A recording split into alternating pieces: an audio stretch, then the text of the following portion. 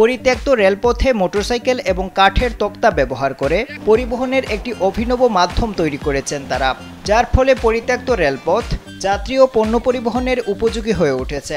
এই দৃশ্য দেখা গেছে কলম্বিয়ার অ্যান্টিওকিয়ার দুটি শহরে। এই যানবাহনগুলো লাস ভার্জিনাস এবং পুয়ের্তো বেরিও শহরের মধ্যে প্রায় 60 কিলোমিটার এলাকা জুড়ে চলে।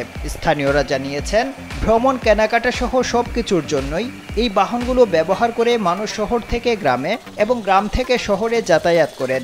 এটি বর্তমানে স্থানীয়দের পরিবহন সেবার একটি অন্যতম মাধ্যম হয়ে উঠেছে।